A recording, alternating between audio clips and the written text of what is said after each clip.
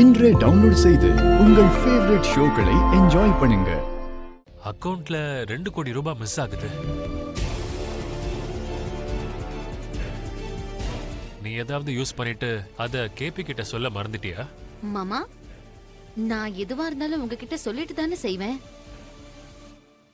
இருந்தாலும் அவ்ளோ பெரிய தொகைய சொல்லாம பயன்படுத்துவேனா? நீங்க என்ன சொல்றீங்க மாமா?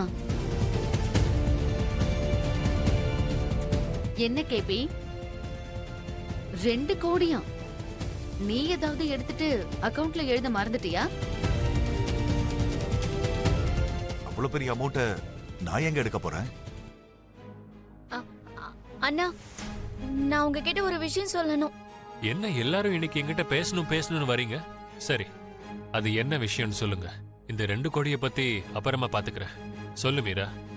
அதான் அண்ணா, எதுக்கு கொடுக்கறேன்னு சொன்ன 2 கோடி வரதட்சணை பத்தி உங்களுக்கு ஞாபகப்படுத்தலான்னு வந்தேன்.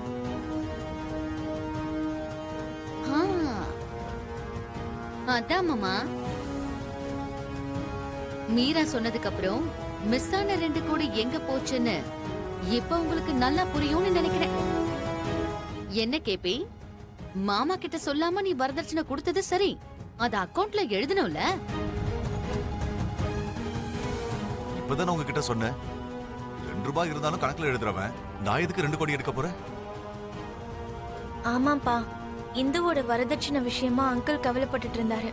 உங்ககிட்ட இத பத்தி பேசலான்னு நான் தான் அவரை கூட்டிட்டு வந்தேன். நானும் ஒன்னும் கேபி அவ்வளவு ஈஸியா சந்தேகப்பட மாட்டேம்மா. ஆனா இந்த 2 கோடி என்ன ஆச்சு? கணக்கு வழக்கெல்லாம் கேபி தான் ஃபுல்லா பாத்துப்பாரு. என்ன கேபி? மச்சான், அக்கவுண்ட்ஸ் எல்லாத்தையுமே நான் தான் பாத்துக்கிறேன். ஆனா வீட்டுல இருக்கிற பணத்தை எல்லாத்தையும் அப்புறம் அதான் ஹேண்டில் பண்றாங்க. என்ன கேபி, எங்க வீட்டு பணத்தை நாங்களே திருடுவோம்னு நீ நினைச்சிட்டு இருக்கியா?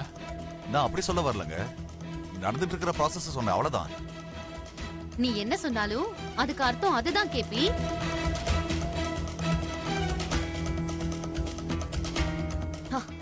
சரி, இந்த டாபிக் இதோட விட்டுருவோம்.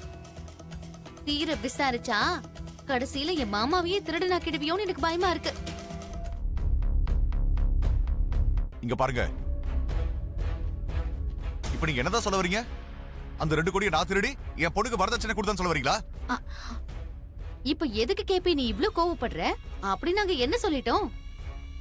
இந்த விஷயத்தை இதோட விட்டுறலாம் தானே சொல்லிக்கிட்டு இருக்கேன். அதையும் சொல்றீங்க, நான் திருடன்னு என் மேல பட்டமும் கட்டுறீங்க.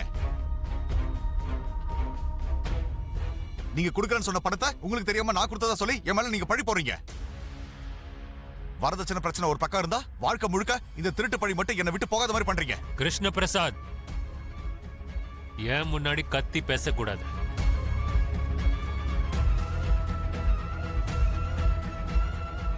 சரி, அந்த வார்த்தைய உன் சம்பந்திய சொல்லவே, நானே அவங்களுக்கு அந்த வரதட்சணையை கொடுத்துடுறேன். இப்பவே போய் நான் என் சம்பந்திகளை வீட்டுக்கு கூட்டிட்டு வரேன். நீ எதுக்கு போகணும்? போன் பண்ணி வர சொல்லு.